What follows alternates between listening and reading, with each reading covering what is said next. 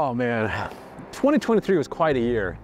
Heartbreak, indigestion, some new opportunities. And that was just my January. Join me as we take a look back at 2023 and Salt Lake City's highlights from the past year. Thanks to all who joined for the State of the City address at Woodbine Food Hall and Bar. Salt Lake City Mayor Erin Mendenhall discussed this current time of immense potential and possibility for our capital city.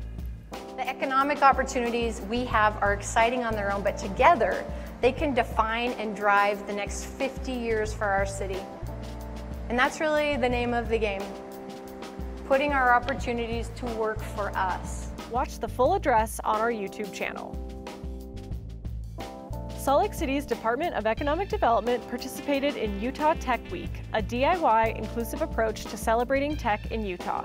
Tech Lake City focused programming tackled subjects like innovative ways to tackle environmental changes and the future of entrepreneurship along the Wasatch Front.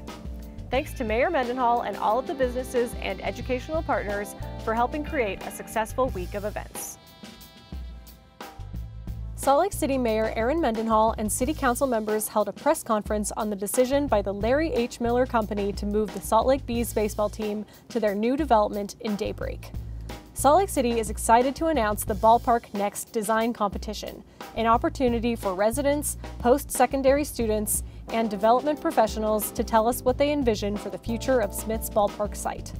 Identified by the community in the recently completed Ballpark Station Area Plan as the heart of the neighborhood, the ballpark site is ready to be reimagined. We invite you to get inspired, dream big, dig deep, and show us your long-term vision for the area. Learn more at ballparknext.com. There were extensive preparations by public safety staff for the more than 100,000 visitors to Salt Lake City. Thanks to everyone who joined in on the fun for NBA All-Star Weekend. And thanks to all the city staff and others that helped make the weekend happen. Mayor Erin Mendenhall, Councilmember Chris Wharton, and other city leaders joined Black and African American community leaders to formally honor and celebrate Black History Month at Calgary Baptist Church. After the proclamation, event attendees participated in breakout discussions about housing, homelessness, policing, and more. Recently, the Redevelopment Agency of Salt Lake City, or RDA, and other funding partners gathered to celebrate the opening of Colony B. Located at 228 West and 1300 South, this is a transit-oriented residential development built with affordability in mind. Local city and community leaders recently celebrated the groundbreaking of the Other Side Village. The Other Side Village is a master-planned neighborhood that provides affordable, permanent, quality housing for people coming out of chronic homelessness. Mayor Erin Mendenhall and other community partners led several environmental projects for Earth Month. First, there was a community cleanup of Salt Lake City's entire nearly 10-mile stretch of the Jordan River. Then, volunteer days were held at the Glendale Community Learning Center. The SLC team and Home Depot volunteers worked with the community to fix up their community garden. Finally, for Arbor Day, city staff planted multiple new trees and launched the Keep Your Cool Tree Watering Awareness campaign. Mayor Mendenhall and other city officials attended Salt Lake City Police Department's annual Fallen Officer Memorial, held to commemorate the 25 fallen officers of the department's history who gave the ultimate sacrifice, serving the Salt Lake City community. Mayor Erin Mendenhall announced the winners of Salt Lake City's Ballpark Next Design Competition. The competition called for proposals from the public for how the city could reimagine, redevelop, and activate the ballpark site and surrounding city-owned properties. More information can be found at ballparknext.com. Mayor Erin Mendenhall, along with Salt Lake City Council members and representatives from the Utah Pride Center, attended the flag raising and spoke about the importance of equality and inclusion for all residents. The city unfurled a new Progress Pride flag, which includes stripes representing transgender and LGBTQ+ people of color. To see the full press conference, visit our YouTube channel. On Sunday, July 23rd, and Monday, July 24th, 2023, Salt Lake City Mayor Erin Mendenhall hosted Matsumoto Japan Mayor Yoshinao Gon and a delegation from Matsumoto to commemorate the 65th anniversary of our sister city relationship.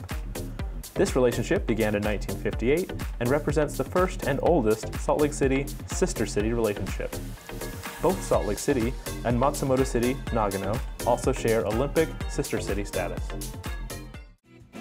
Mayor Mendenhall, along with city council members and city employees, gathered with refugees, immigrants, and community members in a welcoming walk and tree planting dedication at Washington Square as part of this year's Welcoming Week celebrations.